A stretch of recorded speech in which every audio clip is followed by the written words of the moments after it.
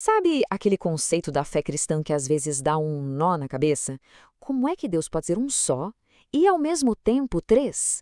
Pai, Filho e Espírito Santo. Três pessoas diferentes, mas que são de alguma forma o mesmo e único Deus. É uma ideia que parece desafiar nossa lógica, né? Então hoje a gente vai tentar desvendar isso. Pois é, essa é a grande pergunta que a gente vai explorar. É um dos pilares mais profundos da fé. E para a gente entender melhor, nós vamos mergulhar nas Escrituras para ver como essa ideia aparece, vamos esclarecer os mal-entendidos bem comuns e ver o que os textos bíblicos realmente dizem sobre esse grande mistério. Bom, para começar, uma coisa é fundamental. A doutrina da Trindade não é algo que alguém inventou do nada. A ideia, na verdade, já está lá desde as primeiras páginas da Bíblia. Olha só que interessante. Logo no primeiríssimo capítulo da Bíblia, a gente já encontra uma pista. Repara que Deus fala no plural, façamos nossa. Isso já sugere que existia uma pluralidade dentro de Deus desde o comecinho. A pergunta óbvia é, com quem ele estava falando ali, na hora da criação? E a resposta, olha, está na própria Bíblia. O Evangelho de João, por exemplo, fala de Jesus como o Verbo, que já estava com Deus e era Deus desde o princípio de tudo. E se a gente voltar lá para Gênesis, o texto diz que o Espírito de Deus pairava sobre as águas, ou seja, as três pessoas da Trindade já estavam ali, presentes e ativas na criação do mundo. Mas, e aqui vem o pulo do gato. Mesmo com essas três pessoas distintas, a Bíblia deixa muito claro que existe um só Deus. Não são três deuses, de jeito nenhum. É um Deus único.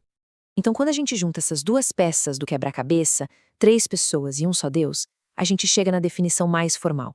A Trindade é essa doutrina que explica que Deus é um em sua essência, mas que ele coexiste desde sempre e para sempre como três pessoas distintas: o Pai, o Filho e o Espírito Santo. Eu sei, é difícil visualizar como algo pode ser três e um ao mesmo tempo. Uma analogia que ajuda um pouco é a da água. Pensa só, a água pode existir como líquido, como gelo e como vapor. São três formas bem diferentes, né? Mas a composição química é sempre a mesma, H2O. Da mesma forma, Deus existe como Pai, Filho e Espírito Santo. São distintos, mas continuam sendo o mesmo e único Deus. Beleza, com essa base pronta, vamos agora encarar de frente algumas das objeções e dos mal-entendidos mais comuns sobre a Trindade, e vamos usar a própria Bíblia para achar as respostas. Uma das primeiras coisas que as pessoas perguntam é: se essa doutrina é tão importante, por que a palavra Trindade nem aparece na Bíblia? E a resposta é bem direta. A palavra em si pode não estar lá, mas o conceito, a ideia, essa sim está por toda parte. O que importa é a verdade que o termo representa. Olha esse versículo aqui, por exemplo. Jesus manda batizar em nome, singular, um nome só, do Pai, do Filho e do Espírito Santo. Isso mostra que os três compartilham a mesmíssima identidade e autoridade divinas. Outro equívoco super comum é a ideia de que Jesus foi só um grande mestre, um profeta ou até mesmo um ser criado por Deus, mas não o próprio Deus. O que a Bíblia realmente diz sobre isso? Olha, as Escrituras não deixam margem para dúvida aqui. João começa seu evangelho afirmando que o Verbo, que é Jesus, era Deus. Mas o argumento mais forte vem do próprio Jesus. Quando ele diz, eu sou, ele está usando o mesmo nome divino que Deus usou para se revelar a Moisés lá na sarça ardente. Era uma afirmação clara, direta, da sua própria divindade. E para fechar essa parte, vamos falar do erro de pensar no Espírito Santo como se fosse só uma força, uma energia de Deus, e não uma pessoa de verdade. Só que quando a gente olha o que a Bíblia diz, vemos que o Espírito Santo tem características totalmente pessoais. Ele ensina, ele fala, ele pode ficar triste, ele intercede.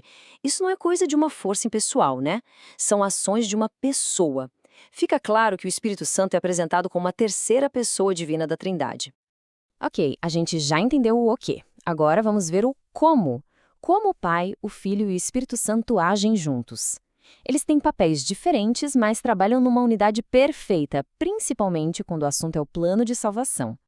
E essa sintonia fina aparece de um jeito incrível no plano de salvação. Como a gente pode ver aqui, cada pessoa da Trindade tem um papel bem definido, mas totalmente unificado. O Pai é tipo o arquiteto, que planeja. O Filho é quem executa o plano. E o Espírito Santo é quem aplica esse plano na vida das pessoas. É uma operação divina perfeitamente coordenada. Vamos detalhar um pouquinho. O Pai é a fonte de tudo, o grande arquiteto. As Escrituras nos mostram que ele planejou toda a redenção antes mesmo do mundo existir. E se o Pai planejou, o Filho foi quem executou. Jesus Cristo veio ao mundo para colocar esse plano em prática. Ele viveu, morreu e ressuscitou para abrir o caminho da salvação. Ele é a ponte que nos reconecta com Deus. E finalmente entra em cena o Espírito Santo, que é quem aplica essa obra grandiosa. Depois que Jesus cumpriu sua missão, o Espírito veio para morar nos crentes, convencendo, ensinando, dando força e transformando a vida de cada um. Tá. Mas tudo isso pode soar meio abstrato, né? A pergunta que fica é, e daí? O que isso tem a ver com o dia a dia? Por que essa doutrina da Trindade é tão importante na prática? Vamos conectar esses pontos agora. É que a doutrina da Trindade impacta diretamente a experiência de fé. Pensa só, primeiro, ela define uma identidade, a de ser filho de Deus Pai. Segundo, ela dá acesso. Através do Filho, Jesus, um caminho para Deus é aberto. E terceiro, ela oferece poder.